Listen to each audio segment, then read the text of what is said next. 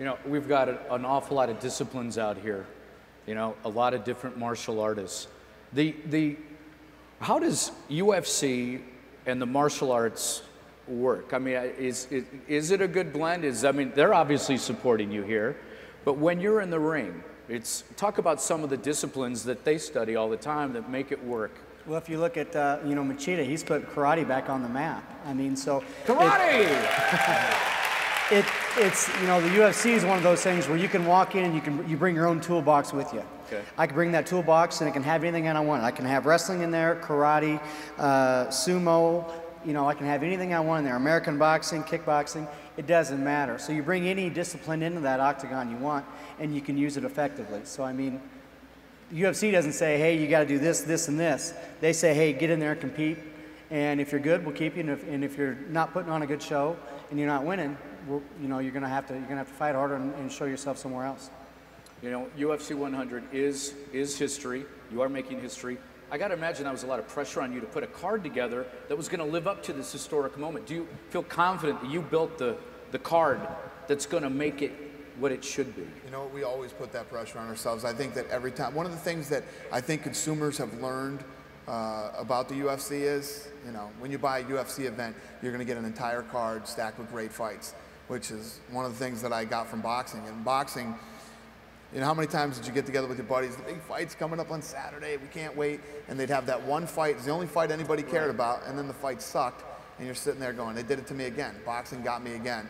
You know, when you stack your card, you know, with 5 great fights on the pay-per-view, you're gonna get some good fights no matter what. So I always put that pressure on us. And we always have to deliver good cards. It's hard for the UFC because on paper, a fight can look awesome. You know, so-and-so versus so-and-so, and it's going to be a great fight. It could go out there and it could end in 7 seconds. Right. So, I mean, they've got a tough job putting these fights together. But you know what, and to give credit to all the fighters that fight in the UFC, this is UFC 100 coming up. We bought the UFC at UFC 30, and I could literally count on one hand how many times you bought a UFC pay-per-view and it sucked.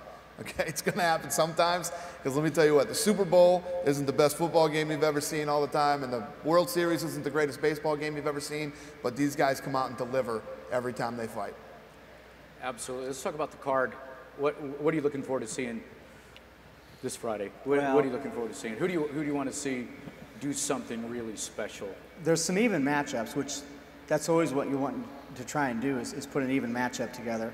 You know, Murr and Lesnar, very interesting. If I was here and I didn't see Frank's last fight, I'd say it'd be a landslide and Brock was going to kill him. But I tell you what, Frank's last fight, he looked great against Nogueira. So I mean, I think that's pretty even right now, to be honest. Thiago and GSP. Thiago's very quick with his punches and kicks. The stand-up, I think, goes to Thiago, but the groundwork and the submissions I'd give to GSP. So I mean. I don't think people are giving that fight enough credit and what a threat this is to GSP's title. I mean, when you think about it, the last 2 guys that GSP beat were 155-pounders. This kid that he's fighting, this kid cuts down from 200 pounds. He's huge. This is a serious, serious fight for George St. Pierre. You know, this is going to be a tough fight for him. Let's talk about what's your favorite fight over UFC? It's 100, but there's been a lot of fights. Is there a fight that you recall? Could be your own. What was your favorite fight in the UFC? What's that one that was just blew you away? Probably my favorite fight to go back and watch was Chuck Liddell, 37.5 when he fought Vitor Belfort. That was back. I don't know. I forgot what casino it was. Yeah, it was at the Bellagio. Yeah, the Bellagio Ballroom. I remember watching that fight, and it was just a great fight. Chuck's a personal friend of mine, and it was just you know, it was a big hype matchup. Those two fighting, they both got knocked down, and finally Chuck knocked him down in the 3rd round, ended up getting the decision. But it was a great fight, 37.5. Has there been anything that has surprised you? Right off the top of your head, when you're putting these events together and these fights, but when 2 fighters go in there and they're ready to go, they both believe they're going to win. Was there one where you just started scratching your head? I don't believe this result. Was there like a? Oh God! Give me a couple. Give me a couple. There's so many of those. I mean, that's what makes this sport so exciting. I mean, you can think that you know who's going to win and what's going to happen. This guy's definitely going to. Matt Serra and George St. Pierre. I mean, there was no doubt in anybody's mind that George St. Pierre was going to win that fight. And then the way that it ended in the first round. I mean, there's just so many of those where you think somebody's going to win and somebody else. I quit trying to figure it out a long time ago. Whatever happens, happens. Did you have any idea that you'd be, you know, when you were wrestling, you started, right? When did you start? Freshman in high school. Freshman in high school. Did you have any idea this was going to happen to you? Your career would have become what it has? I should be home working on my farm right now, no doubt. I mean, that's who I am. That's why I relate to everybody so well. It's because I'm that country boy that grew up on the west side of town. Took up wrestling in high school, brought me to college, and I got done wrestling in college, and I was coaching college wrestling. So I'm watching my guys from the corner. They're out there competing, and I just wanted to compete. Took this sport up just as a hobby, just as a way to compete. That's it. I remember one night, me and Matt were in Miami, walking down, you know, Miami Beach Boulevard there, and I was talking to him, and I was like, listen, I got some ideas, I got some plans for this thing, you know, just stick with this, stick with me, stick with this. We're gonna blow this thing up. We're gonna make. You remember that night? I do. We're gonna make this thing big. We were hyping me and Shirk. I forgot what the UFC was. That's right. And I'm like, hang in there. This thing's gonna happen. I promise. There was a question from the audience that I had. It's kind of a fun one here. Have you ever been approached, either one of you, to be on Dancing with the Stars? No, I have not. No. Yeah, I have. Let's go! Cue it! Let me tell you what. If I'm dancing, I'm way too drunk. Take me home, please. Okay? It ain't happening.